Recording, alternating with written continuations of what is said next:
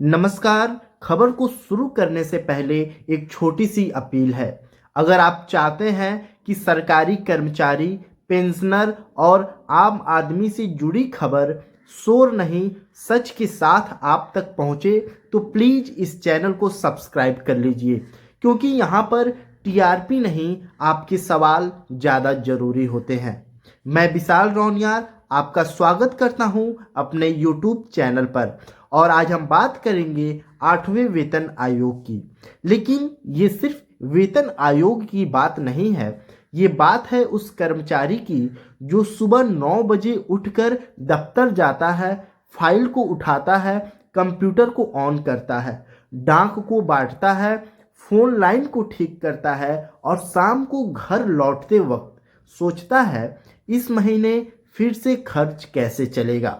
दोस्तों, भारत सरकार हर 10 साल में एक आयोग बनाती है ताकि जो सरकारी कर्मचारी हैं उनकी सैलरी और पेंशन को महंगाई के हिसाब से बदला जा सके। 7वां वेतन आयोग 2016 में आया था, ये आप सभी लोगों को पता है। लेकिन अब चर्चा हो रही है 8वें वेतन आयोग की, और इसी चर्चा के बीच federation of national postal organisation यानी कि FNPO, ये ऑर्गेनाइजेशन सरकार को एक चिट्ठी लिखी है। एक ऐसा चिट्ठी जिसमें सिर्फ मांगे नहीं की गई हैं, बल्कि उस चिट्ठी में तर्क लिखा गया है, अपने दर्द को बयां किया गया है और आंकड़े को भी लिखा गया है।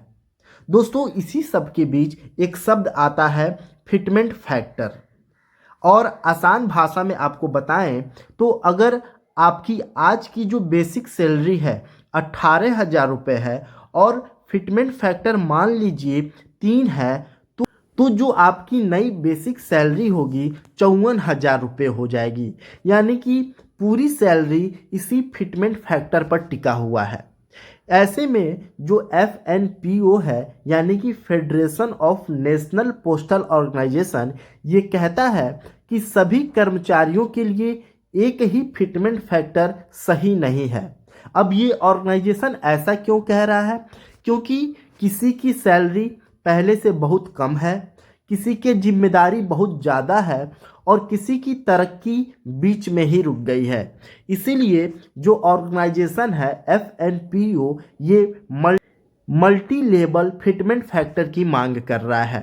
जो लेवल 1 से लेवल 5 के कर्मचारी हैं, यानी सबसे निचले कर्मचारी हैं, जैसे डाकिया, MTS यानी multitasking staff, lower division clerk या फिर ग्रुप डी के जो कर्मचारी हैं, उनके लिए सबसे ज़्यादा महंगाई की मार इन्हीं पे पड़ती है। FNPO कहता है कि ये जो कर्मचारी हैं उनके लिए दूध, दाल, सब्जी, किराया सब कुछ बढ़ गया, पर सैलरी उतनी रफ्तार से नहीं बढ़ी है। इसीलिए FNPO का मांग है कि इन कर्मचारियों के लिए जो फिटमेंट फैक्टर हो ये 3 होना चाहिए, क्योंकि सबसे ज़्यादा रियल वेज इन्हीं के ऊपर घटी है। दोस्तों, अब जो दूसरे लेवल के कर्मचारी हैं, मिडिल लेवल के कर्मचारी, लेवल 6 से लेवल 12 के, इसमें इंस्पेक्टर, सुपरवाइज़र, ऑफिसर और तकनीकी स्टाफ इन लेवल में आते हैं। इनकी सैलरी थोड़ी बेहतर है, लेकिन इनकी जो जिम्मेदारी है कई ज़्यादा है। इसीलिए ऑर्गेनाइजेशन कहता है कि अगर बीच के लेवल दब गए तो पूरी व्यवस्था असंतुलित हो जाती है, और FNPO मांग करता है कि इन कर्मचारियों के लिए जो फिटमेंट फैक्टर होना चाहिए ये 3.05 से लेके 3.10 तक होना चाहिए, ताकि जो जूनियर और सीनियर के बीच में फ़र्क है ये बना रहे, प्रमोशन का मतलब बचा रहे और सैलरी कंप्रेशन ना हो। दोस्तों, अब हम आते हैं लेवल 13 से लेवल 13A के ऑफिसर, जैसे जो सीनियर ऑफिसर हैं। इसमें सीनियर एडमिनिस्ट्रेटिव पोस्ट आता हुआ है, जो बड़े फैसले लेने वाले अधिकारी होते हैं। दोस्तों, FNPO की मांग है कि इन अधिकारियों के लिए जो फिटमेंट फैक्टर है ये 3.05 होना चाहिए। दोस्तों, जो लेवल 14 और 15 के अधिकारी हैं, जो नीति को बनाते हैं, जो पूरे विभाग की जिम्मेदारी को उठाते हैं, उनके लिए फिटमेंट फैक्टर 3.15 होना चाहिए। और जो सबसे ऊपर के अधिकारी हैं जैसे लेवल 16, 17 और 18, उनके लिए एफएनपीओ कहता है कि ऊपर थोड़ा ज़्यादा देना जरूरी है वरना पूरा पिरामिड बैठ जाएगा।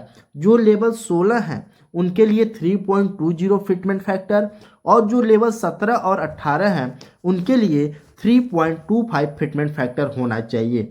ऐसे में एफएनपीओ लिखता है कि ऊपर सिर्फ इसलिए ज़्यादा है ताकि नीचे अन्याय ना हो। दोस्तों, इन सरकारी कर्मचारियों की सबसे बड़ी मांग है 5% सालाना इंक्रीमेंट। अभी सरकारी कर्मचारियों को 3% सालाना इंक्रीमेंट मिलता है। ऐसे में जो federation of national postal organisation है ये कहता है कि जो 3% की सालाना इंक्रीमेंट है इससे ज़िंदगी नहीं बदलती है, इससे बस तारीख बदलती है। जबकि पूरे देश में महंगाई 6% से 7% बढ़ रही है लेकिन सैलरी सिर्फ 3% ही बढ़ रही है। ऐसे में एफएनपीओ की मांग है कि 5% एनुअल इंक्रीमेंट होना चाहिए ताकि जो ठहराव है ये खत्म हो जाए और जो कर्मचारी हैं उनके काम करने की उत्साह बची रहे और निजी सेक्टर की तुलना हो सके। दोस्तों, एफएनपीओ एक बात और कहता है कि जो 7वां वेतन आयोग है ये परफेक्ट नहीं था लेकिन जो इसका पे मैट्रिक्स था, इसका पे मैट्रिक्स का जो सिस्टम था ये बहुत अच्छा था।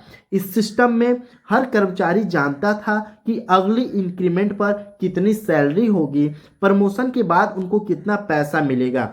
कोई अंदाजा नहीं था, कोई रहस्य नहीं था, कोई मनमानी नहीं था। इसीलिए एफएनपीओ कहता है मैट्रिक्स रखिए, बस नंबर सुधार दीजिए। जहां वेतन की बात होती है वहां पेंशनर पीछे नहीं रह सकते। फिटमेंट फैक्टर बढ़ेगा तो पेंशन भी बढ़ेगी, पारिवारिक पेंशन भी सुधरेगी और बुजुर्गों की दवा और इलाज भी आसान हो जाएगा। दोस्तों, अब सवाल ये है कि सरकार सुन रही है, फाइलें भी चल रही हैं, बैठक भी हो रही है, लेकिन सवाल वही है, क्या कर्मचारियों की जिंदगी केवल एक्सेल सीट में ही सिमट कर रह जाएगी या फिर 8वां वेतन आयोग वाकई राहत लेकर आएगा। दोस्तों, ये सिर्फ डाक विभाग की मांग नहीं है, ये उस हर कर्मचारी की आवाज़ है जो सिस्टम को चलाता है, देश को जोड़ता है और फिर भी सवाल करता है मेरी मेहनत की कीमत क्या है। तो दोस्तों, आज हमने देखा कि 8वां वेतन आयोग की जो चर्चाएं हैं सिर्फ नंबर तक सीमित नहीं है, यह हर कर्मचारियों की मेहनत है, उसकी जिम्मेदारी है और उसकी ज़िंदगी से जुड़ी हुई है। एफएनपीओ की मांगे फिटमेंट फैक्टर, 5% सालाना इंक्रीमेंट और 7वें वेतन आयोग का जो पे मैट्रिक्स है, यह सब सिर्फ सैलरी बढ़ने की बात नहीं है बल्कि सम्मान, सुरक्षा और स्थिरता की भी बात है। और सवाल वही है, क्या सरकार कर्मचारियों की मेहनत को वही इज्जत देगी जैसा वो डिजर्व करते हैं?